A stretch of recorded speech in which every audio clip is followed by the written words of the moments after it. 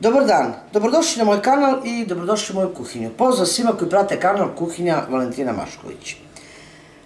Danas ću pripremati ili vam pokazati recept kako ja pripremam svinjski vrat, špikovan, prvo malo ispržen, a onda zapečen u rennu. Nadam se da će vam se dopasti ovaj recept, jer ovo je jako izdašno za neka slavlja, pogotovo evo sad Nova godina, Božić, pa nadam se da će vam biti od koristi. Ja imam ovde 2 kg svinjskog vrata, znači to je jedno ovako malo veće parče, bez kosti. I pripremila sam šargarepu, svežu, neobarenu, malo slanine, paprike, jednu papriku crvenu, beo luka i krastavčiće.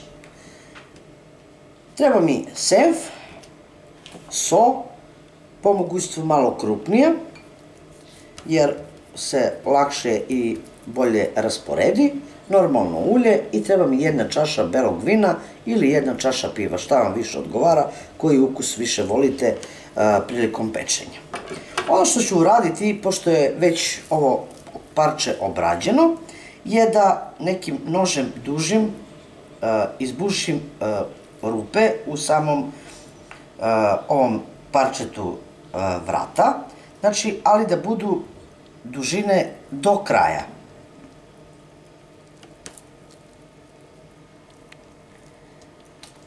Obavezno malo okrenite nož, da to lepo izrežete i da tu može da se odmah puni.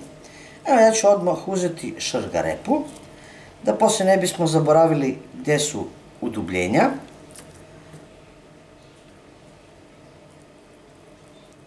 Slobodno gurajte rukom i punite udubljenje.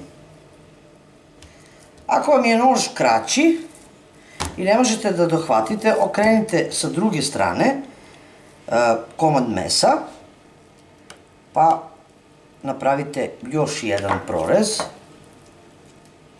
ili ne možete rukom da dohvatite.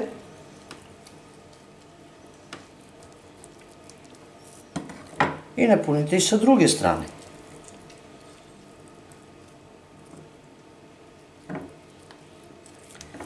Onda ćete naizmenično menjati šta ste već pripremili za špikovanje. To ćete normalno i ubacivati. Evo, ja ću staviti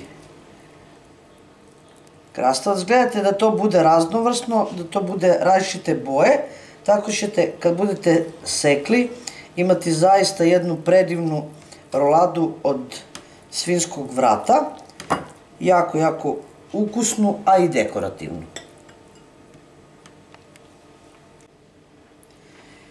Evo ovako, nakon što sam išpikovala meso, znači ubacila sam sve one skoro sve sastojke, znači nisam do kraja jer bi bilo baš previše.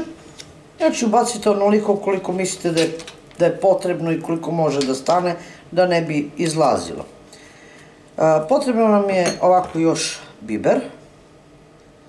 Stavit ću biber, trljati normalno u meso, s jedne i sa druge strane.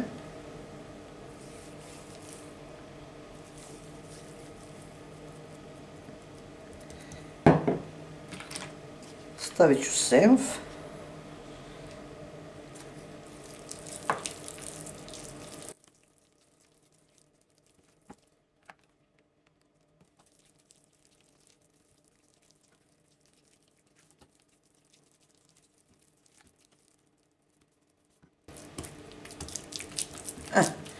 Ovako, samo da operem ruke, a onda dodam so.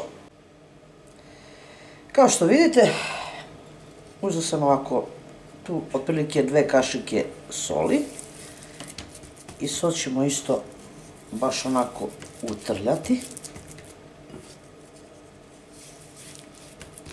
Ovo je krupna morska so. Ovako usoljeno ostavit ću jedno 15 do 20 minuta, a možete i ovako pripremljeno meso ostaviti da odstoji u frižideru čak i ceo noć, verujte, bit će ukusnije, ali ja ću ovako pustiti samo da se malo so otopi, a onda ćemo krenuti dalje. Evo, nakon jedno pola sata uzet ću jednu veću posudu, šerpu, sipat ću 250 ml ulja. Važno je da pokrijete dno posude.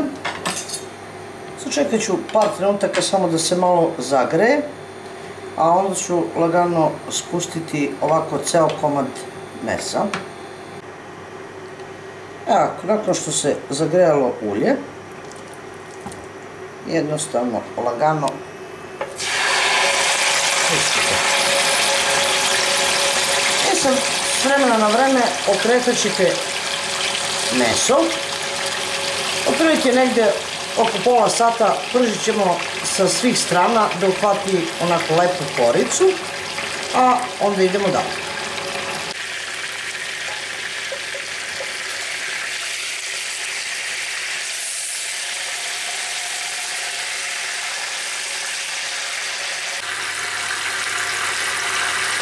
Evo, kao što vidite, laganim okretanjem sa svih strana komad vratnog dela uhvatio je ovako lepu koricu, ispustio je malo masnoće normalno, jer vratni deo je, kao što sami znate ko je pripremao, prošaran slaninom, znači nije onako čisto meso, ali je zato preukusan. I ono što ću dodati je, kao što rekao, jedno 250 ml do 300 belog vina, bilo koje stolno belo vino. Sipat ću ovako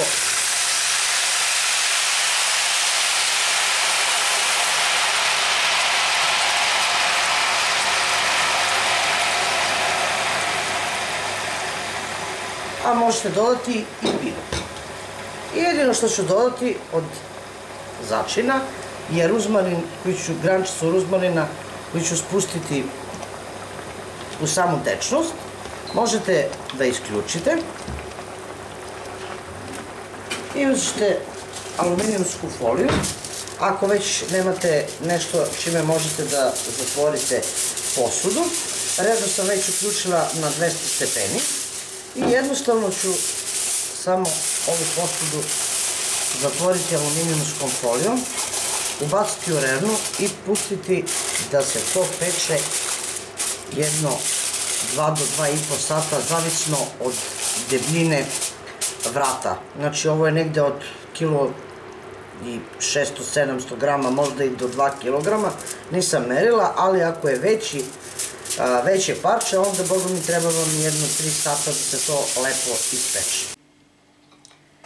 Evo, nakon 2 sata vrat je ispečen. Možete da proverite tako što ćete ubosti viljuškom, koliko god možete, i onda pritisnite. Ako izlazi svetla boja tečnosti, znači da je pečeno, a ako izlazi normalno crveno, trebate još da pečete. Izvadit ću ja ovako na dasku. Hajde da mi to izrežemo, iako je još toplo. Najlepše je rezati lepe tanke šnite kad se meso ohladi.